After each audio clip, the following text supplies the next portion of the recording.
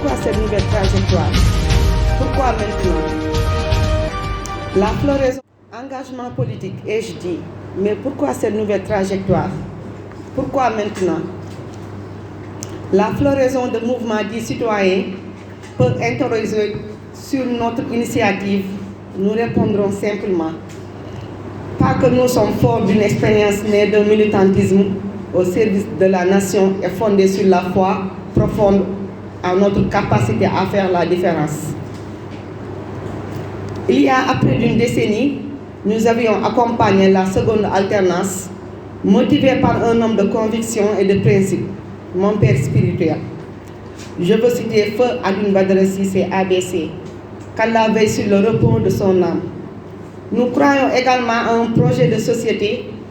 pensé au seul service du collectif dont les fondements étaient la patrie avant le parti, la gestion sobre et vertueuse, et que sais-je encore. Aujourd'hui, force est de constater que l'idéal commun est mis en mal et il est de notre responsabilité de faire face. Il n'est pourtant pas envisageable de se contenter de condamnations stériles, sans proposition et sans vision. Les souffrances auxquelles nous sommes confrontés ont généré une certaine désillusion. Les faux départs, les attentes déçues et la perte de l'illusion d'une embellie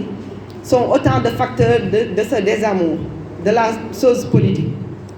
Les derniers événements dans la gestion du fonds Covid confirment tous nos propos. On ne peut rester insensible à tous ces espoirs déçus. Alors, nous nous engageons pour lutter contre tous ces maux qui gangrènent notre société.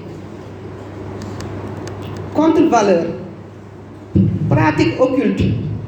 désacralisation de la parole. Aussi, devons-nous nous inscrire dans une démarche de rupture et qui prenne en charge les préoccupations de nos compatriotes. Loin des parables stériles et résolument tournés vers l'action. La crise, en plus d'être axiologique, secoue tous les pans du tissu social. La crise est d'abord une crise des valeurs, un désenchantement économique, une errance idéologique et un déni de notre identité tant culturelle que culturelle. Alors, nous disons Renaissance citoyenne Dignité Ngor. Ce mouvement que nous portons sur les fronts baptismaux ambitionne de porter une vraie réflexion autour des principales préoccupations de nos concitoyens. L'éducation, l'autonomisation de la femme, la formation professionnelle, la santé, le sport, la jeunesse sont inscrits dans notre projet de société, non pas comme des projets, mais comme des impératifs. Nous ambitionnons de bâtir avec toutes les Sénégalaises et tous les Sénégalais épris de justice et de paix une nouvelle ère qui verra l'émergence d'une race de leaders ancrés dans nos valeurs, sans complexe et désireux de rompre avec le mythe de l'intellectuel, entre guillemets, en errance, en total déphasage avec sa société. Pour ce faire, il faut avoir une vision fédératrice de nos compatriotes autour de l'essentiel, replacer le citoyen au cœur des préoccupations du décideur et restaurer la dignité et l'équité. La dignité et l'équité, restaurer la cohérence dans la façon de penser les politiques publiques. Mouvement bi ñu lancé tey parce que du ma ne man kese maa ko lancé tey képp ku nekk sénégalais mu yàgg dégg lan mooy ngor lan mooy jom lan mooy fulla lan mooy fayda lan mooy doylu yaa nga ci biir ak foo mënta nekk ci àdduna ak foo mënta nekk ci Sénégal ak foo mënta nekk tey ji ci Afrique.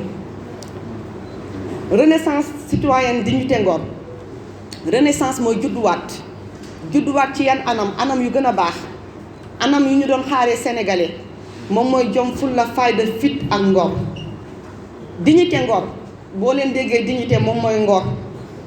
mais le fait que ma dajale ko ñaar yi pour gën a mën a accentuer lu jëm ci ngor dama doon am fu ma doon liggéeyee am ñu ma gunge woon ñu am lu ñu yaakaaroon ci Sénégal ñu tegal ñu ay ngor ñu tegal ñu yaakaar ñu tegal ñu rupture ñu tegal ñu valeur yëpp ñu dem ñu ànd ci ñuy dem ba benn jamono